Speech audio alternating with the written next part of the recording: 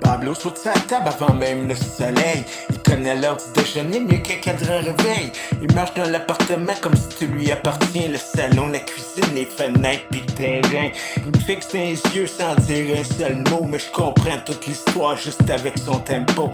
Il fait quelques miaou pour attirer mon attention, puis il attend ma réponse avec détermination. Quand son bol est vide, il vient cogner dans mes jambes. Il tourne autour de mes pieds pendant que la faim le hante. Si je comprends pas assez vite ce qu'il essaie de me raconter, une petite morsure arrive pour me le rappeler. Pablo, c'est pas un chat, c'est quasiment un patron. Il gère son territoire comme un roi sur son trône. Il patrouille les fenêtres en surveillant le voisinage comme un garde de sécurité en plein corps de travail. Les oiseaux dans la cour attirent toute son attention.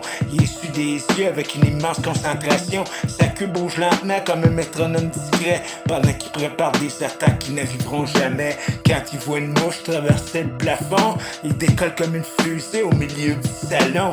Les coussins prennent le bord, les rideaux tremblent un peu, puis moi je regarde le spectacle en riant comme un heureux.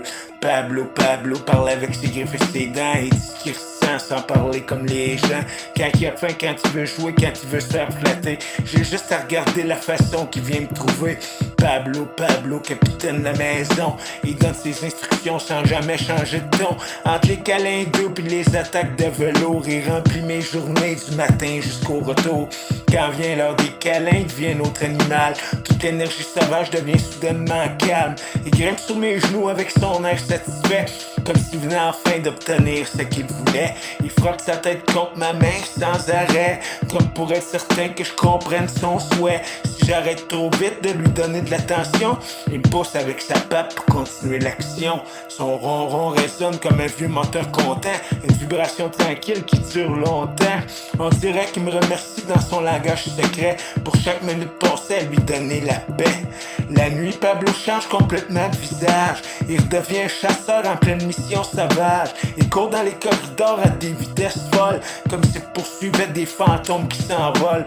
3 heures du matin, il part en expédition, pendant que le reste du monde cherche encore ce sommeil profond. Il escalade les meubles avec l'agilité d'un ninja, puis chaque obstacle devient un terrain de combat. Des fois, il atterrit direct sur mon lit, comme si son aventure venait juste d'être finie. Puis il s'installe à côté de moi sans faire de bruit, pour reprendre des forces avant la prochaine nuit.